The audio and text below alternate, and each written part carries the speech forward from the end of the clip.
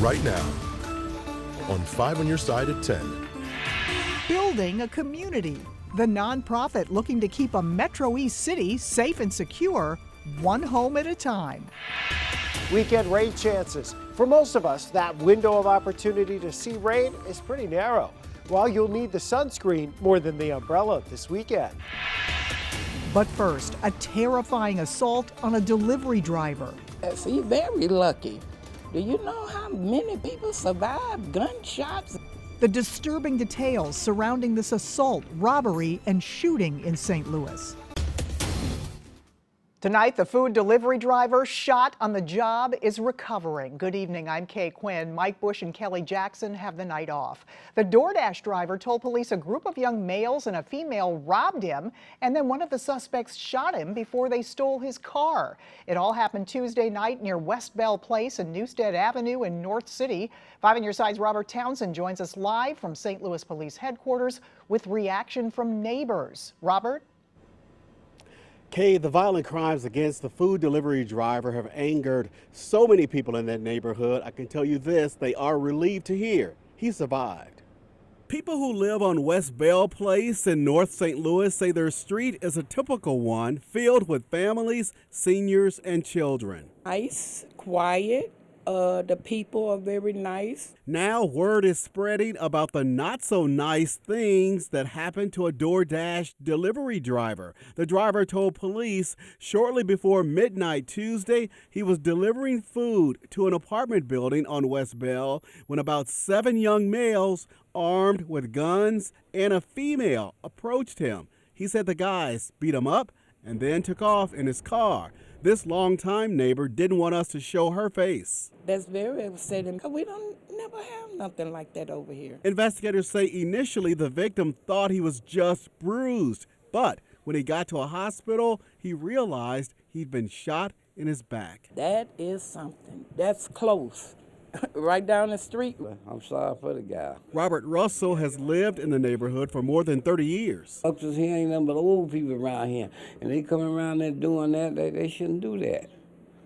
That ain't right. Police say when they spotted the victim's stolen car miles away, the driver pulled into a driveway where several suspects ran off. Officers arrested 18-year-old Charles Burston III and a teen. Prosecutors charged Burston with first-degree robbery, armed criminal action, and resisting interfering with arrest for felony. Back on West Bell, neighbors are still thinking about the delivery driver shot while just trying to do his job. I'm glad he survived. See, very lucky. And right now, police are still looking for the other suspects. If you know anything about this crime, call St. Louis Police. Live downtown, Robert Townsend, 5 on Your Side. All right, thank you, Robert. Tonight, police believe an officer did not shoot a woman during a deadly domestic dispute in North St. Louis. The medical examiner who is here examined the body just for cursory other injuries, saw none whatsoever. The officer, I believe, was about 25, 30 feet away from her, so it's quite possible that he missed her. 5 on Your Side has been following this story all day along West Florissant and Arlington. A woman shot and killed herself after a fight with her boyfriend. During the fight, both the man and woman had guns. She ended up firing 2 shots as the man drove away. When officers arrived, they told the woman to put the gun down. She quickly raised her gun, and that's when the officer fired 1 shot. At almost the same time, the woman shot herself. Tonight, the officer is on administrative leave. Her boyfriend is cooperating with police. A man convicted of killing a St. Louis police officer will spend the rest of his life in prison. Tonight, reaction pouring into our newsroom after Thomas Kinworthy's sentencing.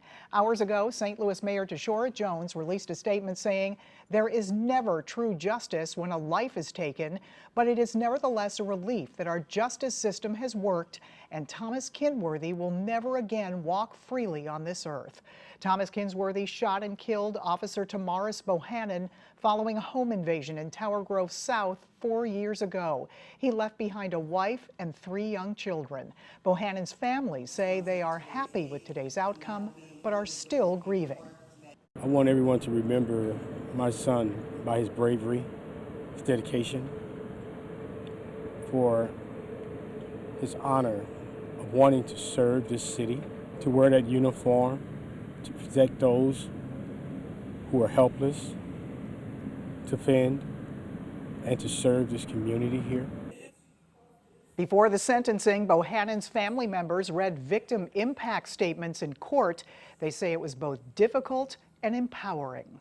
Tonight, Illinois Governor J.B. Pritzker responded to Alton's massive sinkhole at the now closed Moore Park. He wrote a letter to the Mine Safety and Health Administration that says he offers his full support and assistance, and went on to say, quote, "The people of Alton deserve safety and should be quickly alerted to any information regarding this collapse and potential future impacts." Tonight, while engineers from multiple agencies try to determine just what caused the sinkhole, the video continues circulating online. It looks like something out of a movie. That's scary because if it could happen there, there's no telling how many other places in the park that it could happen to. Mine subsidence is more common than you think in Illinois. The state set up the Illinois Mine Subsidence Insurance Fund in 1979, requiring homeowners in 34 counties have subsidence coverage. If you believe the issue is impacting your home, go to ksdk.com for information about how to file a claim. Well, moments ago, millions of Americans tuned in to watch the first presidential debate of 2024. President Biden faced off against former President Donald Trump for 90 minutes.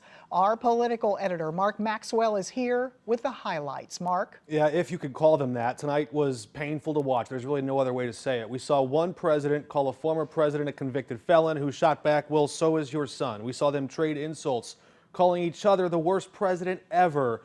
And then something I think I've just never seen before, they started bickering over who was the better golfer.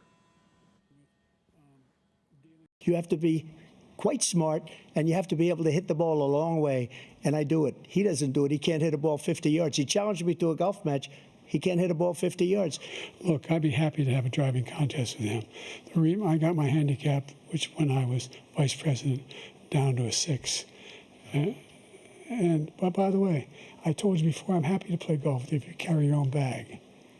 Think you can do it? That's the biggest lie that he's a 6 handicap of all. I was an 8 handicap. Yeah. 8. Never. But I have, you know how many? I've seen you swing. I know you swing. You can see there President Biden getting out of the gate with a bit of a hoarse, raspy voice. His campaign later said he had a cold. He sounded frail. Former President Trump hammered him over and over again, asking why he wouldn't fire anyone or hold someone accountable over the exit from Afghanistan or the lax security at the southern border. Biden tried to corner Trump on his role in January 6, 2020, trying to block the election results. And at the end, Trump would not explicitly agree to accept these election results. Will you denounce these guys? Will you denounce the people we're talking about now? Will you denounce the people who attacked that Capitol? What are you going to do? President Trump, the question was, will you accept the results of the election, regardless of who wins? Yes or no, please. If it's a fair and legal and good election, absolutely. I would have much rather accepted these, but the fraud and everything else was ridiculous. The lingering image now hovering over this debate is the big question mark around President Biden's age. Here's a look at how he opened the debate, stuttering and stammering a bit and apparently confusing numbers. What I'm going to do is fix the tax system. For example, we have 1,000 trillionaires in America. Billionaires in America, making sure that we're able to make every single solitary person eligible for what I've been able to do with the COVID. With dealing with everything we have to do with. Look, if we finally beat Medicare. President appears to have misspoken there. Look, presidential historians will tell you Richard Nixon lost the 1960 election to John F. Kennedy because he just sweat too much in that first ever televised debate. But tonight, it's Democrats sweating it out at home. The Democratic National Convention just 8 weeks away. Thank you, Mark. All right, let's take a live look at the Missouri Botanical Garden. Cloudy and pleasant tonight. Chief Meteorologist Scott Connell is tracking some changes, though, as we head into the weekend. Scott. And some of those are good changes. Some of them may cause us to have some adjustments to our outdoor plans. Right now, we're looking and tracking at this rain across Iowa, far northern Missouri into Illinois, but we've been fairly dry today. The focus for any severe weather is still well to our west. We're anticipating additional shower and thunderstorm development, parts of Nebraska into Kansas. That eventually tries to nudge our way as we head into tomorrow. But because we still have less humid air in place through tonight and into tomorrow, that limits how much of a rain chance can happen tomorrow. We think the main push is tomorrow night and into early on Saturday, and there's a low chance there could be a strong storm or two with that, but it's very low as we head into very early on Saturday morning. We're looking at basically mainly cloudy skies for tomorrow, limited sunshine, and lunchtime through the afternoon hours. Could there be a spritz, a brief shower? Yes, especially north and northwest of St. Louis, but not much. And for most of us, probably not a whole lot into early Saturday. We'll see in a few minutes, Kay. All right, thank you, Scott. An East St. Louis nonprofit is nearly finished with the construction of 20 new homes near Jones Park. It's creating an emphasis on stronger, striving middle class. 5 on Your Side's Laura Barczewski takes us inside the project, working to build up East St. Louis. Tucked away off I-64 in East St. Louis is a brand new neighborhood aimed at bringing people back to the city. What we've heard is that they say, well, I don't want to come back into East St. Louis because there's no housing available. The house that I want is in some other part of the greater St. Louis area. So now we want to put those houses back into East St. Louis and make it a thriving middle-class community, which is what it used to be many decades ago. Construction is nearly finished on the last few homes here in the Landown Park neighborhood. In total, there will be 19 on the market ready for families. Every home here is built on at least a quarter of an acre. And in the very center of the subdivision, yeah, we do have plans to have a wonderful park-like setting there. One of the 20 homes is already off the market, bought by the man who started it all. With what we do with the JJK and what we're trying to do with Lansdowne Up, if we're trying to change people's lives or help change people's lives, then living in the community where we're doing the work, it just makes sense. The neighborhood is right near the Jackie Joyner Kersey Center, a metro stop, and Jones Park. It's just been an awesome experience to be in this community. Kevin Green with Lansdowne Up says after the families move in, businesses will follow, and they're already working to make the city safer for everyone. There's one way into the subdivision, one way out. The homes are all facing one another. People will know their neighbors. But even then, the Illinois State Police are moving their Southern District headquarters here into East St. Louis. Green says they don't want anyone to think they're trying to push current residents out. As a matter of fact, we have empty houses here. We'd love the people who own those houses to come back, fix your home, and stay here in East St. Louis. We don't want one resident to leave. Reporting in East St. Louis, Laura Barczewski, 5 on Your Side. The homes range from $360,000 to $380,000. Several are already for sale, and we have a link with more information at ksdk.com. A deadly decision.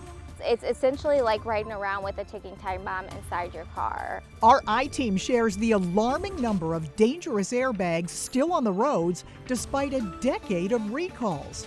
Plus, the group removing the defective airbags for free. As the temperatures heat up, so are the scammers. The 3 popular summer scams Ameren wants to warn you about tonight. The big heat returns ahead of the 4th of July in St. Louis, but not for this weekend. We're tracking the stormy weather over the plains and how that could impact your weekend plans.